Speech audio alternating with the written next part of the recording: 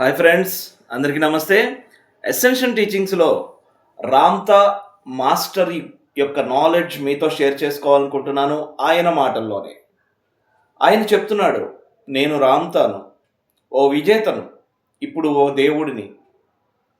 ఓ కిరాతకుడుగా ఒకప్పుడు ఉన్న నేను ఒక అతి సామాన్యమైన ఒక నిగూఢమైన సాధన ద్వారా దేవుడిని కాగలిగాను. నేను నేర్చుకున్న జ్ఞానాన్నే మీకు నేర్పిస్తాను. అప్పుడు నన్ను రామ అని పిలిచేవాళ్ళు. మీ రాముడును నేనే. అప్పటి పురాతన భాషలో ఆ మాటకు దైవం అని అర్థం. ఓ తండ్రికి కొడుకుగా, ఓ తల్లి గర్భంలో జన్మించి భూతలం నుండి స్వర్గానికి అధిరోహించిన మొట్టమొదటి వాడిని, హిందువుల ఆరాధ్య దైవం అయిన శ్రీరాముడను నేనే. ఏ గురువుల యొక్క బోధనలలో కాకుండా సర్వస్వంలోనే జీవిస్తూ ఉన్న దైవాన్ని గ్రహించడం ద్వారా అధిరోహించే విద్యను, అసెండింగ్ అయ్యే విద్యను నేనే స్వయంగా నేర్చుకున్నాను. నాకు ఈ ప్రపంచంలో చాలామంది మీద కోపం, ఈర్ష్య, ద్వేషాలతో నేను నివసిస్తూ ఉన్నప్పుడు వాళ్ళందరినీ జయిస్తూ, శాసిస్తూ ముక్తి పొందిన వాడిని కూడా నేనే. ఈ భూతలానికి చెందిన తొలి విజేతను కూడా నేనే.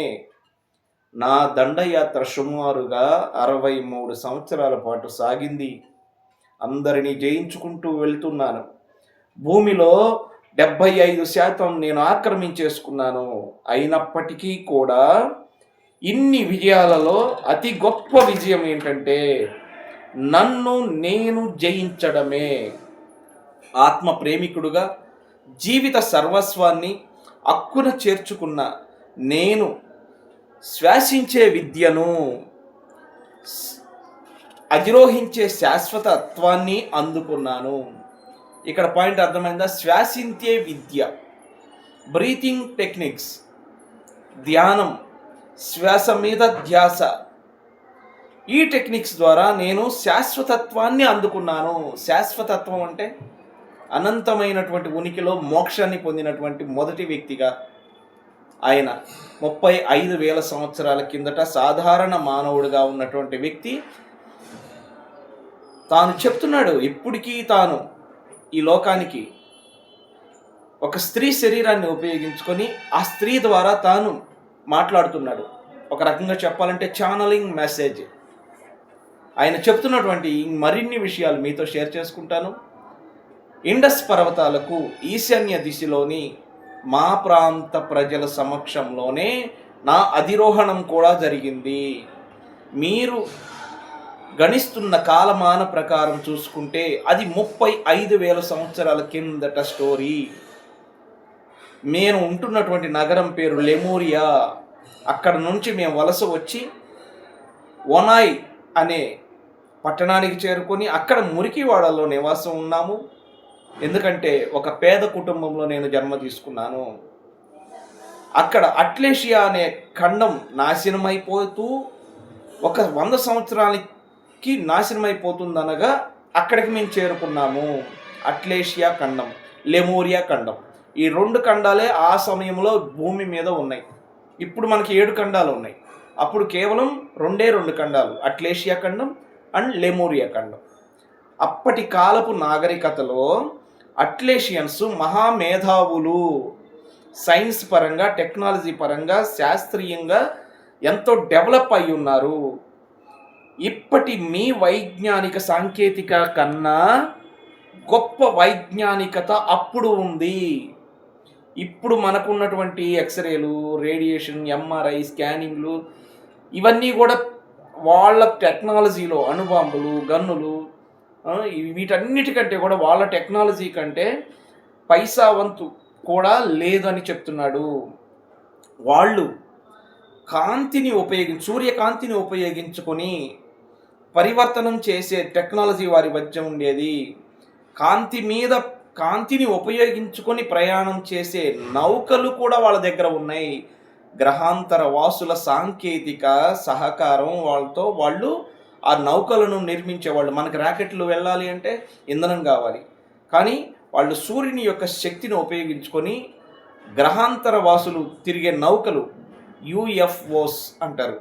అన్ఆబ్జెక్టెడ్ unidentified objects UFO.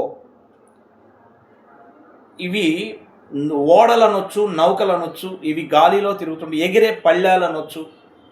My dear friends, వాళ్ళు ఎంతో గొప్పగా ఆ నౌకలు ఉండేవి, ఎంతో సులభంగా రోదసీ యాత్ర చేయగలిగేటట్లుగా ఉండగలిగేవి. వాళ్ళ యొక్క వైజ్ఞానిక టెక్నాలజీ ఎంతో అద్భుతంగా ఉండేది, వాళ్ళ మేధస్సు చాలా గొప్పది. వాళ్ళు సైన్స్నే ఆరాధించేవాళ్ళు. అందువల్ల వాళ్ళ సాంకేతిక పరిజ్ఞానమే అట్లేషియన్స్ యొక్క మతం అయిపోయింది. లెమూరియన్స్ అంటే తన జాతి గురించి చెప్తున్నాడు. పూర్తిగా అట్లేషియన్స్కి విభిన్నంగా ఉన్నారు. వాళ్ళ యొక్క సాంఘిక ఆచార వ్యవహారాలన్నీ కూడా ఆధ్యాత్మికంగా ధ్యానము, తపస్సు, శాంతి, ప్రేమ, కరుణ ఈ పద్ధతిలోనే ఉండేది. కానీ సైన్స్ పరంగా డెవలప్మెంట్ అనేది లేదు. వాళ్ళకి చూడండి, సైన్స్కి మించిన నాలెడ్జి. ఎట్లా అంటే చంద్రుడికి, నక్షత్రాలకి ఆవల ఉండేదాన్ని వాళ్ళు ఆరాధించి గౌరవించేవాళ్ళు. గుర్తించడానికి వీలు లేని సృష్టి మూలాన్ని వాళ్ళు ప్రేమించేవాళ్ళు. మనకి మూల చైతన్యం ఏదైతే ఉందో దాన్ని వాళ్ళు ప్రేమించేవాళ్ళు, దాన్నే ఆరాధించేవాళ్ళు.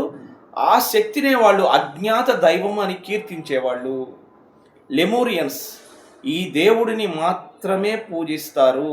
కనుక అట్లేషియన్స్ వాళ్ళని హీనంగా చూస్తూ ఉండేవాళ్ళు.